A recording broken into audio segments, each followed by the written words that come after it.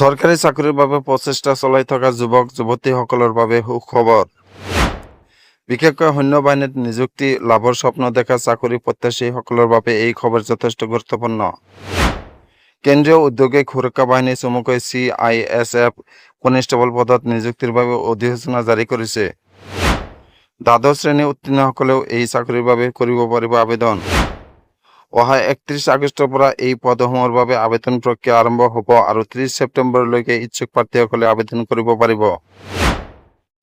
প্ৰাৰ্থীসকলে কেন্দ্ৰীয় ঔদ্যোগিক সুৰক্ষা বাহিনী চমুকৈ CISFৰ অফিচিয়েল ৱেবছাইট CISFRECTT.CISF.gov.in ত এই পদসমূহৰ বাবে অনলাইন আবেদন কৰিব পাৰিব।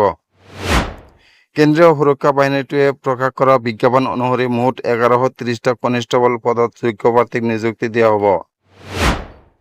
ইতিমধ্যে জাৰি কৰা নিযুক্তি বিজ্ঞাপন অনুসৰি নিৰ্ধাৰিত তাৰিখৰ পৰা নিয়ম অনুসৰি এই পদসমূহৰ বাবে প্ৰাৰ্থী আবেদন কৰিব পাৰিব। ইচ্ছুক আবেদনকাৰীসকলৰ যোগ্যতা আৰু আন আনুষংগিক দিশসমূহৰ বিষয়ে এই বিজ্ঞাপনটোত উল্লেখ কৰা হৈছে। CISF কনিষ্টেবল পদৰ বাবে আবেদন কৰা প্ৰাৰ্থীসকলে বিজ্ঞান শাখাত দ্বাদশ শ্ৰেণী উত্তীৰ্ণ হোৱাটো বাধ্যতামূলক। আবেদনকাৰীৰ বয়স 18 বছৰৰ পৰা 23 বছৰৰ ভিতৰত হ'ব লাগে। সৰ্বোচ্চ বয়সৰ সীমাত OBC শ্ৰেণীৰ আবেদনকাৰীক 3 বছৰ, অনুসূচিত জাতি আৰু অনুসূচিত জনজাতি শ্ৰেণীৰ প্ৰাৰ্থীক 5 বছৰৰ ৰেহাই প্ৰদান কৰা হৈছে। এই পদসমূহৰ বাবে আবেদন মাচুল 100 টকা নিৰ্ধাৰণ কৰা হৈছে।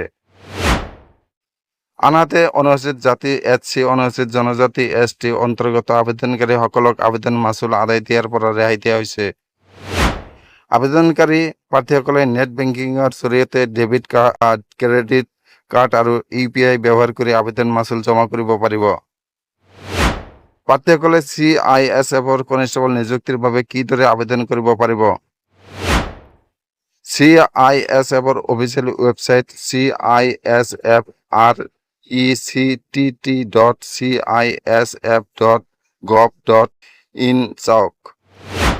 এতিয়া হোম পেজত থকা লগইন টেবত ক্লিক কৰক। ইয়াৰ পিছতে নিৰ্ধাৰিত তথ্য পূৰ কৰি পঞ্জীয়ন কৰক। নথিপত্ৰ আপলোড কৰি মাচুল পৰিশোধ কৰাৰ পিছত ছাবমিট টেবত ক্লিক কৰক।